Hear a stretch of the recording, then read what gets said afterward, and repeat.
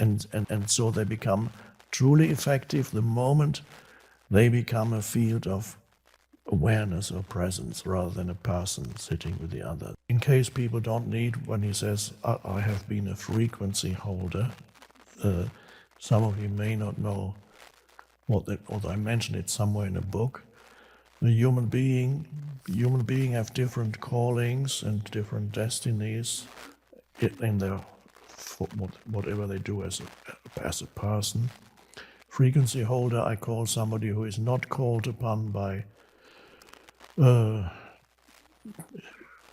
desire or a destiny to do something big, to create a big enterprise, to have a big impact on the world, to set up some big structure, to manifest something big, but somebody who is happy doing small things with great care, love, and most importantly, doing small things in a state of presence. So a frequency holder could be somebody who is mainly does gardening or does a handicraft job and gives, and this person then embodies the presence in his or her work, and or might come into contact with people in a limited capacity, and whoever this person comes into contact with comes into that field of presence. So this person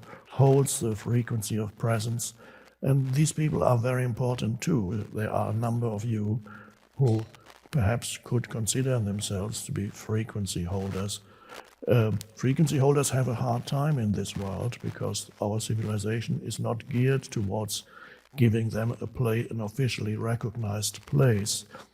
In medieval times, Middle Ages, of course, a frequency holder would become a monk or a nun or a hermit, and that was to be, there were millions of them, and so it was a very recognized calling. But nowadays it's not. Many monasteries are closing down. So frequency holders have to kind of carve out a niche for themselves where they can hold the frequency of presence. And a human being who is present affects not only those humans who come into contact with him or her, but a human being who holds that frequency of presence, even if what he or she does is no longer important, the consciousness behind it is what matters, and this human being affects far more people than is obvious on the surface of things, because whatever happens to one affects the totality, because all humans are connected at a deeper level. There is such a thing as a collective human consciousness. Oh yes, what was the question? Oh yes, he's becoming now a life coach, which is a step. He can still be a frequency, but it's a little bit of a step beyond being a frequency holder, and is a little anxious and nervous, but at the same time also grateful and joyful.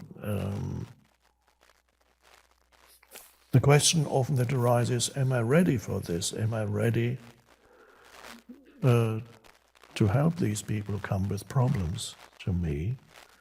And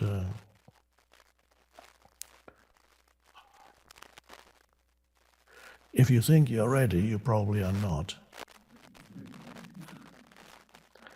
And if you think you're not ready, you may be ready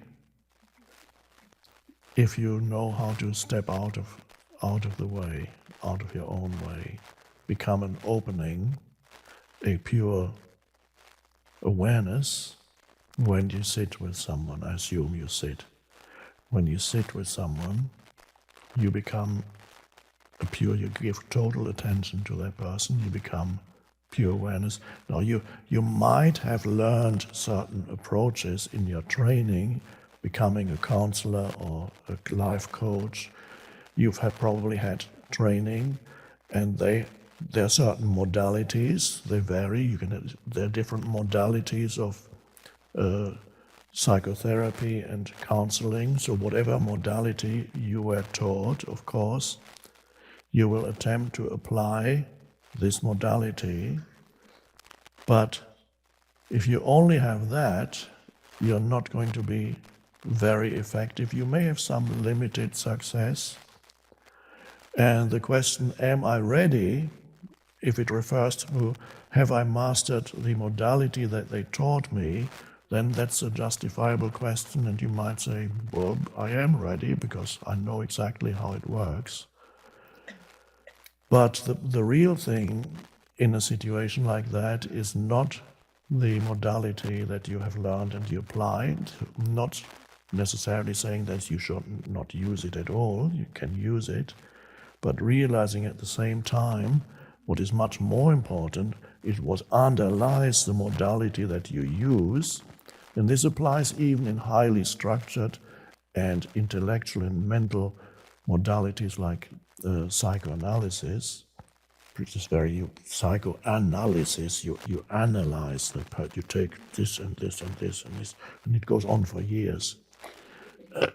But even there, it happens that certain psychoanalysts who start off by practicing their modality, and then the years go past, and then gradually, the good ones, gradually without knowing it, they develop the capacity of just sitting there and giving complete attention to the others. So they gradually step out of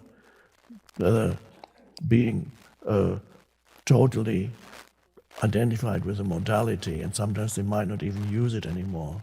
And so they become truly effective the moment they become a field of awareness or presence rather than a person sitting with the other. So that needs to shine through the modality that you use, and you may find that after a while you use relatively little of what you have learned.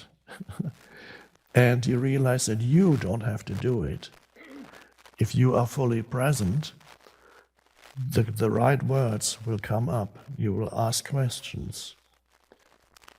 Just like Socrates always started with asking questions, not because he already knew the answer. It was a beginning of an attempt, a joint attempt to find the answer through accessing the dimension of presence or awareness. So if you can be there as a pure awareness while you sit with this, some people call it client, some call it patient, some don't call it anything. So you sit and then you listen.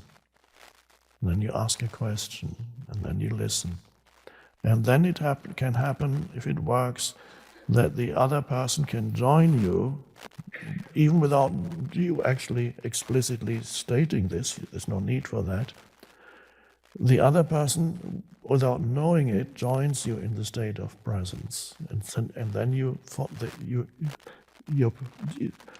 share this field of presence while you sit there, and out of that, healings and the answers, if answers are needed, realizations, healings arise out of that. And this is why I said, if you think you're ready, you probably are not, because then you think now I know enough and I can do it. Now that sounds great that you have this self-confidence, but no matter how much you know, this does not make you into a great counselor or therapist. Knowledge alone does not do that. It can be helpful, but the true transformation and the true healing happens through embodying presence. And yes, it can be helpful to know a few approaches. There are certain modalities that actually make presence, or they may not call it that, the main part of the modality. And those are very spiritual approaches to psychotherapy. It's been many years since I read these books, but I believe, for example, the modality created by Carl Rogers is one of them, where the, the, the main work with the patient is to give attention and unconditional acceptance. And unconditional means you don't judge, you don't put labels on the person or their condition. Just, it's all based on attention. Now, I have met a few people who have gone through Rogerian, I think it might be called therapy, and some of them said it was very boring because the therapist never really said anything. So that seems to show that even though they can, you can't really teach it as I believe there are some Rogerian therapists who do embody it, and others learn it as you have conditional acceptance. They still are not able to enter the state of presence while they're with someone.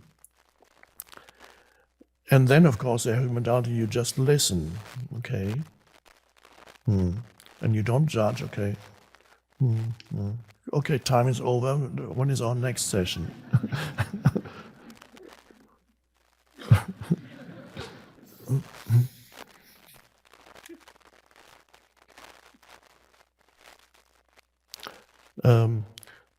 This is also, of course, in any capacity, then and quite a few of you are already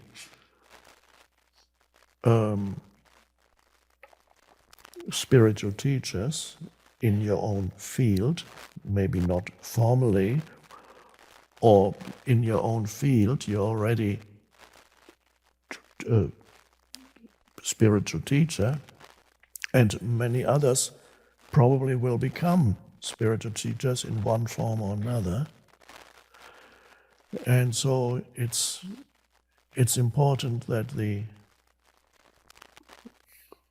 no matter through what kind of form you do your spiritual teaching, whether the entry point is body work, or the entry point is counseling, or something else, or nutritional advice, because even there that can quickly become a spiritual teaching. Always realizing what the foundation for it all, where the power, you need to access the power of consciousness while you are with someone. And you don't need to be fully awakened or enlightened in order to be effective. It helps, but you can be effective. I've met quite a few people who are effective in the situation, in the helping situation. They are totally present. When they go back into their normal private life, less so. And sometimes the people who work with them, when they happen to observe these people or accidentally overhear something, they on the telephone talking to their bank manager or something and getting really upset. And then there's, this great person who I thought was so enlightened and is giving me all this advice, gets so upset when he talks to the bank manager. That's only a tiny example. He gets upset in many other situations even more. And yet, in the teaching situation, it can be very effective. So there are people, many who in that area, they can enter presence. And then in their daily life, sometimes they can and sometimes they can't. The ego reasserts itself. There are spiritual teachers also who do spiritual teaching, sometimes even on a large scale, can be very effective. But if you saw them in their private life, you would say, oh my God.